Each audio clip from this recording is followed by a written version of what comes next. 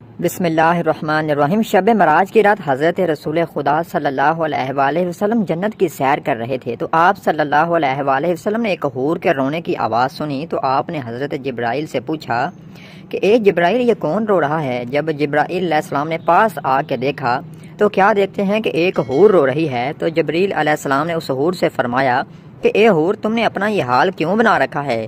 تو حور نے عرض کی کہ میں نے اپنا یہ حال اس لیے بنا رکھا ہے کہ سرور کائنات صلی اللہ علیہ وآلہ وسلم کی رحمت بری نگاہیں مجھ پہ بھی پڑیں اور میں یہ حال دل رسول پاک صلی اللہ علیہ وآلہ وسلم کو بتانے کی سعادت حاصل کر سکوں۔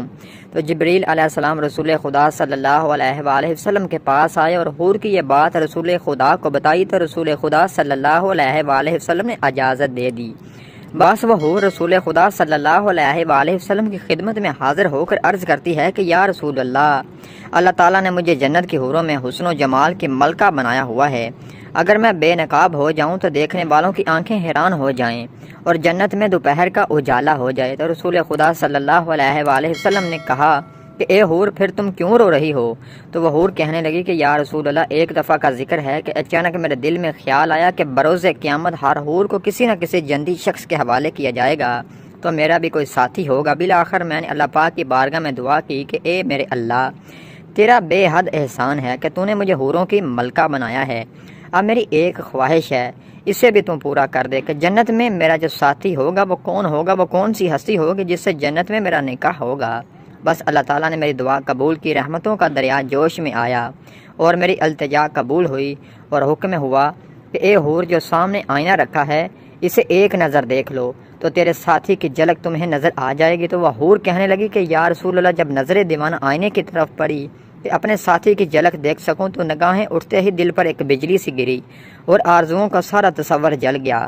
اس دن سے آج تک میں بے چین ہوں، اس غم کی وجہ سے رو رہی ہوں۔ تو رسول صلی اللہ علیہ وآلہ وسلم نے فرمایا اے حور، کیوں؟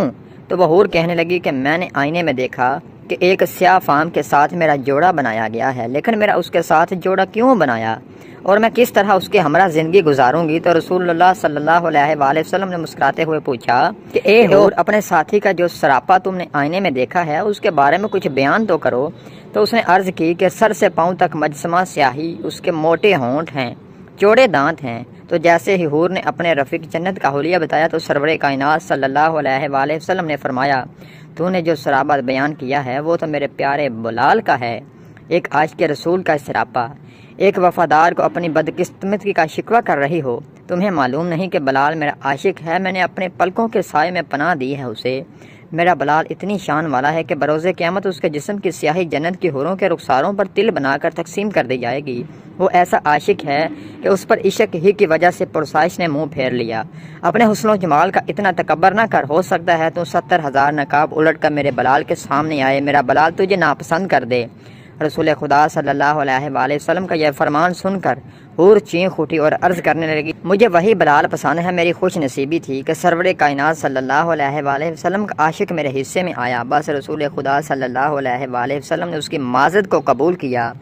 رسول خدا صلی اللہ علیہ وآلہ وسلم نے ارشاد فرمایا کہ جنت میں حوروں سے بھی افضل مقام نیک و صالح عورت کو حاصل ہوگا۔ مرد کو حوریں ملیں گی تو نیک مرد کی نیک بیویاں ان کی حوروں کی سردار ہوں گی۔ سبحان اللہ۔